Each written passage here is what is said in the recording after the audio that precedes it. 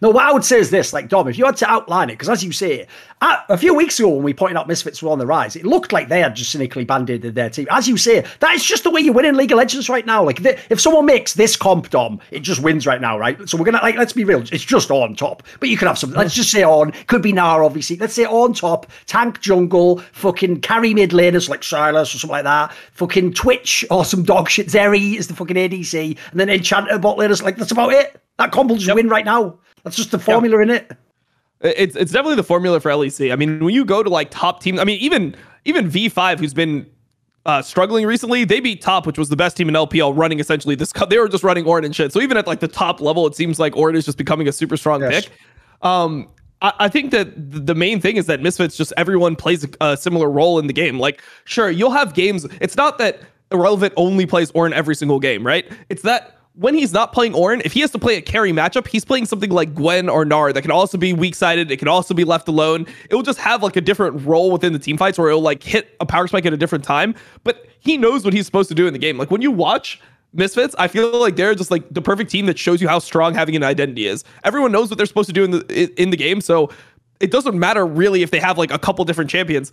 They have a roadmap to what winning a game of League of Legends looks like, and other teams don't really know that. When they're changing so many parts, like if you're going from playing with an Orin top to then you're playing with a fucking Jace, or you look at Fnatic and then you're playing a Jarvan top, it's like you have all different times in the games where you're going to win. You don't really know which points you win at. It's really up to the laner or the person playing the pick to be able to explain to his team how these champions differ from the other ones they've played and be able to give them the information that they need in order to play around the pick. But it just seems way too hard to do. Like, sure, you can try to get through all these situations by pure communication, but at the end of the day, people actually have to have an idea of how the game is going to go before they start playing it to know how to get through it. And it feels like Misfits, their team just knows how to get through a lot of these games. So I definitely think that they're giving the LEC like a reality check where it's like, this region is not super, super insane right now. This is like one of the times where there's not a very clear like top two teams. Sure, like Mads looked good at times, but there hasn't been that like dominant team that we've had in other seasons, like last year's Mad Lions. Before that, it was G2 for years.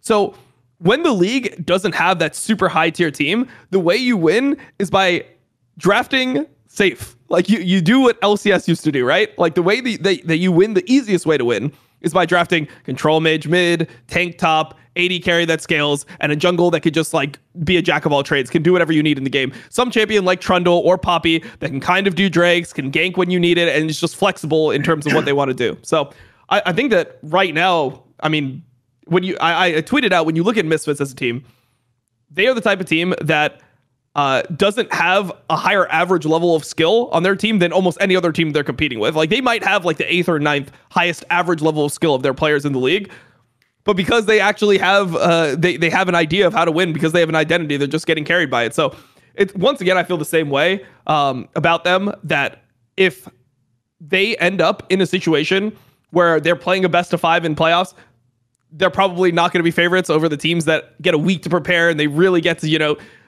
try to dig into Misfit strategies, but they're going to at least get there, which, it didn't look like that was going to happen in week 2. When they were 0-4 after week 2, no one was thinking that this team was even going to be in playoffs. Most people had them 7th before the season.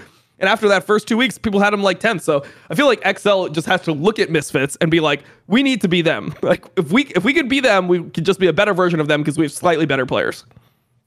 Yeah, because actually on that topic, Dom, like, to be fair, there's not that much about XL, because the problem is, like I say, we've talked the team to death. Like, I'll be real. I think, as you said, it's what I said on Summer Insight as well, the one player who has seemed to be the barometer of this team is Finn, in the sense that, like, to me, he was always the X Factor. I never thought he was that good. But actually, I did think he had a pretty good split for the first half, and the last half has been fucking dreadful. And even the champions he looked like he'd made progress on, like, his gangplank's just garbage, mate. You would never pick that for him now. Like, he's just not going to win. There's loads of champions he won't win on now, isn't there? So, sadly, once he goes down, I'll even say this as well, because everyone else in the league's like a fucking Orn and Narmin now, so it making them look really bad. Like, they were the team that had the identity, Dom. Remember, they started the split looking the best, but I think they've absolutely lost their identity. Yeah, they've sort of even got lost in the source of the draft, mate. Like, they look a bit confused. Yeah, I mean, I just checked the stats because you're bringing up Gangplank and Orin. Those are the 2 most played champions that Finn has. His overall win rate is 50%, like lifetime, right? His win rate on Gangplank and Orin as his 2 most played champions is 36.4% on each. Gross. Yeah. So think about basically they win on everything except that. Like, what? Yeah, I mean, it's tough because the champions that he's good at, I mean, when you look at like just him historically, even without looking at any stats, like he's a Kled player, right? Like that's what he plays. He plays Kled and Aurelia. And Aurelia could maybe work as a counterpick to Gnar, but you would have to completely change the way XL plays right now in order to incorporate an Aurelia into their comps. Yes. So I'm actually pretty worried for them because I feel like they're going to just have to play this Orange champion that I guess is good enough as a champion that hopefully can carry it, but it's not something that he's naturally inclined to play. Like he is not a natural Orange player. His tanks, like out of all the tanks I've seen him play, I actually liked his Malphite the couple times I saw it. It seemed like there he actually had a good idea of how to engage and like the timings to engage, where Orin is not as simple. It's not like, oh, they step forward their intake, I'm just going to jump on them and kill them instantly. So we'll have to see if this is the angle that they goes to, but I can't see anything else. Oh, also, I don't know how this is possible that all of his picks are 36.4%. His Gnar is also 36.4%. Like, I don't know how to the decimal all three of those champions are equally dog shit. That seems statistically improbable, but that's the case. So yeah, I mean, this is not a good look for a Orin Gangplank Gnar meta. Yes, that's the other problem I think he has as a player. This is also why, if you notice, even though people thought it was unfair, this is why he will always be criticised for his champion pool. Because the problem is, this guy's not the tank player. He's just not at all. He never has been, realistically. You'd have to be at a lower level to be a tank player. In this scenario, remember, you're also asking more of him. You're asking him to be a tank player on potentially one of the best teams in the LEC. He isn't up to that. Like, he is the joke is, if this was like an Gnar meta in the past, he's the guy who has to play Fiora or something, isn't he? Like, he has to have like the weird fucking picks. Like, he ain't a tank player. So the problem I have is it's just not his meta, mate. Like, look, if it was a different year and a different meta, he might be really good, might be awesome again.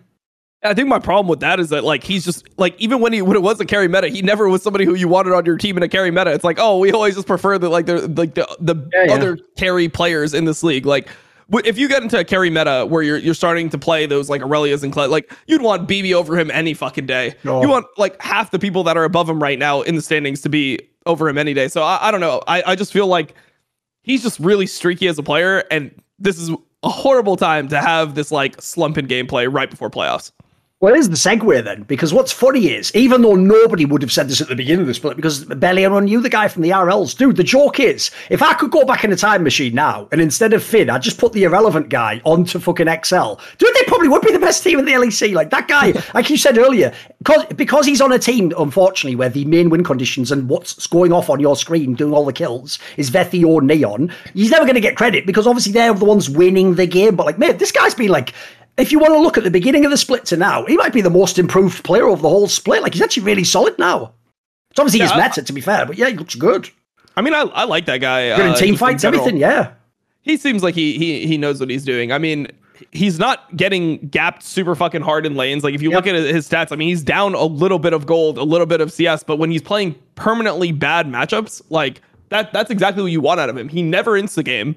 And he seems like he has a good idea of how to play his champions in team fights. So, yeah, I mean, I think he fits the team really well. And I mean, I think the risk is that when you look at Misfits as a team right now, when you look at who Irrelevant is playing with, you're not going to win a 2v2 if your 2v2 is Zanzura Irrelevant topside. So like, you can't ever so if teams actually really start targeting him, there's some times as a top laner where you just don't get to play the game. You actually do need to have synergy with your jungler, synergy with your mid laner to play around certain dive timings.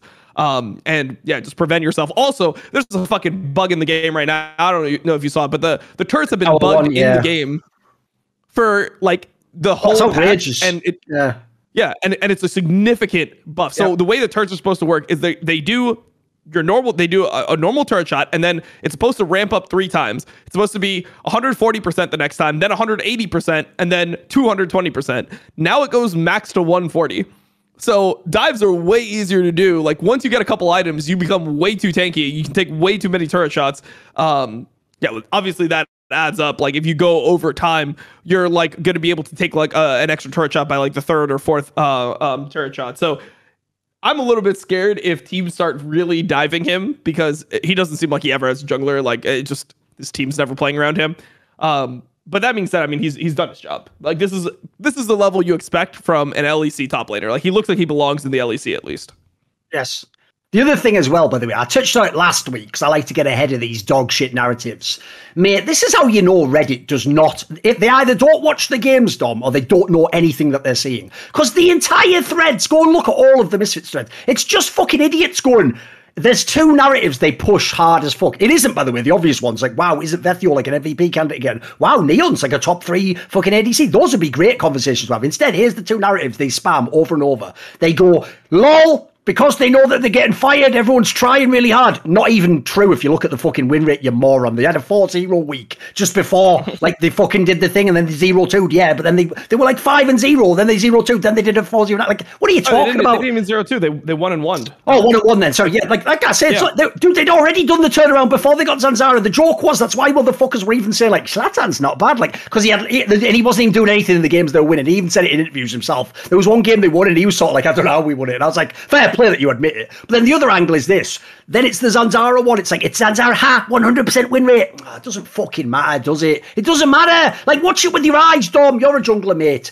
First of all, people are still just giving this guy some like, do the people, the coaches drafted against this guy owe him money? They're still doing it, Dom. They're banning Trundle, so he picks Poppy, right? Let's just break down a second. I'm not a draft wizard, Dom. I hate the draft. But I'm not going to allow this to just be passed without a conversation. If I can just pick Poppy every time right now, Dom, as a jungler, I can never have like a terrible matchup pretty much, right? I mean, you can, but no one's going to actually pick the matchups that are terrible for you. Because no one plays Karthus or fucking Lily or whatever the fuck. No one plays that in the West. Like, the joke is, it's like we said you nailed it on the last episode. They think like, they're drafted, they're like, ban the Trendo. It's like, then you're forcing him into what's actually an awesome pick for him. You're actually making him have a ring. And even then, by the way, he's not looking at God tier in these games. He's just all right. He's all right at down best. With Trundle. Oh, he was shit on one game, yeah. It's so funny because they actually, I think you were right on the 0-2, by the way. I think I was looking at the wrong week. I forgot when they actually had the Misfits, like, they announced it was at the end of July almost that they did it. So I think that what they did is they went like, here's how the split started. They started 0-4, if everyone remembers. That's why they were shit. Then they were like 4-5 or something, and then they went 0-2, but then they did the signing. So everyone, because they're 0-2, were like, it's the signing, and that's like, they were already fucking turned around already. They were already winning it. In fact, they'd already begun to figure out this pattern, if you remember. They were already starting to sort of draft this way, weren't they? Yeah, so, I mean, 100% teams are drafting themselves into a hole versus Zanzara. I mean, there's some teams where I could see you doing that. Like, if you're BDS or something, you probably can't deal with the Trundle or the Poppy, like, because they're just like such a shit team that you have to start imitating them. But like, if you're one of these teams that actually has a bunch of you have the ability to play Wukong, like, you shouldn't freak out at the fact that you're giving Zanzara Trundle and you're playing Wukong. Yes. That should not be like, oh my god, we fucked up the entire draft. They're giving him so much credit. Like, so what the teams think is that Zanzara is so bad that if you ban his picks, he's going to lose the game alone. But in reality, they're letting Zanzara have maximum value because no one's so bad that's an LEC player where they're actually just going to run it down and lose the game alone consistently. Like, not actually lose the game alone. They're acting like it, that famous story everyone knows the anecdote when, you know, when fucking Amazing went to NA and then he said that thing in the AMA. They're acting like you can actually do that, like, consistently. You can't. Like, as you say, that was like a one-off in history. Come on, man. Yeah, it was because that was just a little bit too example, wasn't it? Yeah, exactly. Yeah. So, by the way, the other reason I think this is so stupid is they're acting like if he gets Trundle, it's just game one already. Like, listen, other players on Trundle, he's just all right. Even are we forgetting he was in Astralis? Like, he was shit when he's in that team. He was only famous from the personality. He just did good interviews. That's it. He just did good interviews. That was it. He was funny. There you go. Yeah, stupid as fuck. I don't know. I mean, even like this recent Trundle game, I feel like that's the one where everyone just realized they're like, oh shit, why were we banning this champion again? He gets Trundle one game finally. He gets left through. They're like, all right, we're not going to let him play Poppy. He's 0-6 in this game and they're winning. He's just like running it the fuck down as hard as possible. He's face checking areas that he shouldn't be face checking, loses blue. Like, he's so far behind in this game. And this is just one of those games where Mad just got draft capped, essentially. Like, they let Misfits have the fucking infinity gauntlet of picks right here. They have Orin top and Yuumi on their team. Orin top, Yuumi, hyper carry in Twitch. I mean, it could be any hyper carry, to be honest, but yeah, Twitch can play with Yuumi. It could be Sivir. Same fucking thing would happen.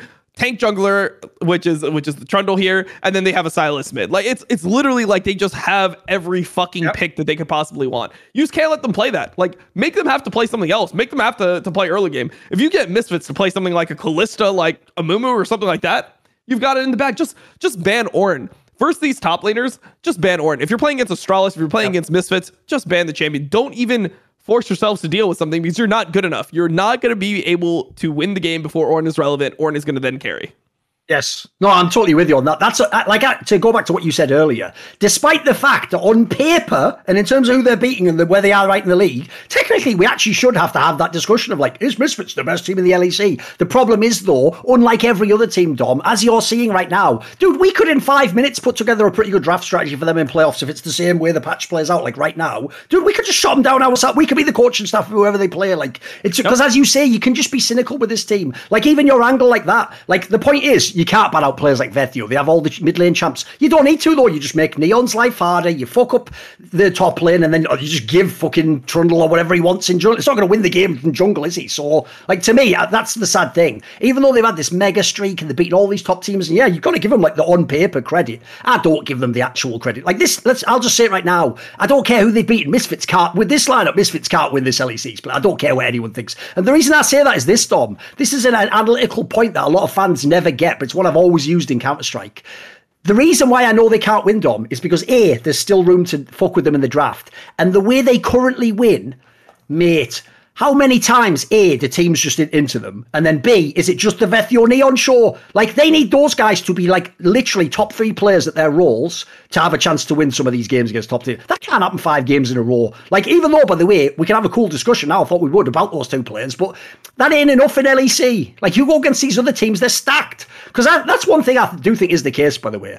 Like, we haven't had the discussion because they started so badly. I think as the split ends, mate, Vethio's probably actually an MVP candidate again. If you look how many games he's had to carry, he's been pretty fucking good these last weeks.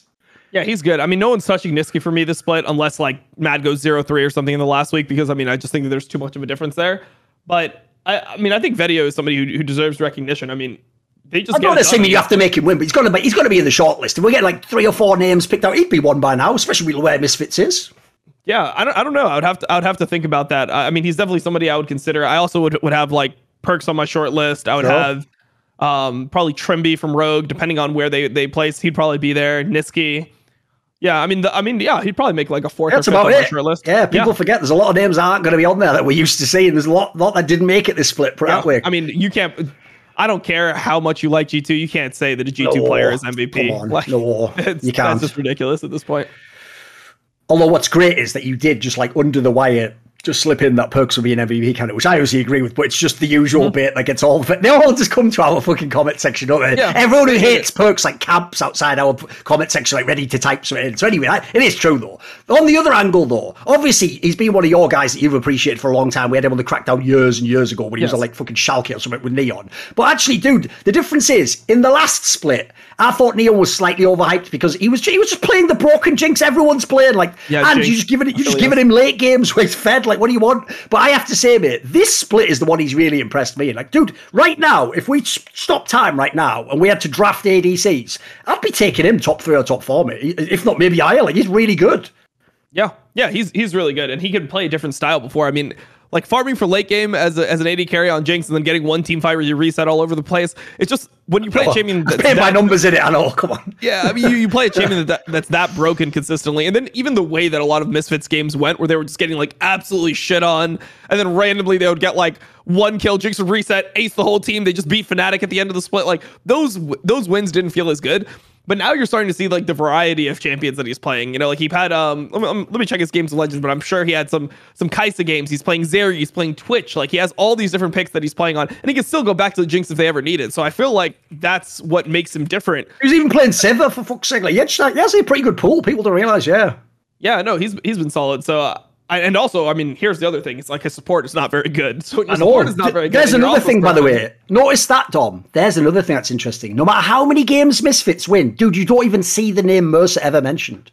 They act like it's a solo lane and bot lane. Like, this guy's carried all these games, and we're not... Yeah. By the way, I wouldn't say... I'm sorry, just like last split, Mercer isn't even in the conversation for vaguely the best LEC. He's just a fucking empty seat, and he's just an alright player, whatever. Who gives a shit? If they replace him tomorrow, I wouldn't care, mate. It's no hate on him. Just don't care. It's just nothing. Yeah, I mean...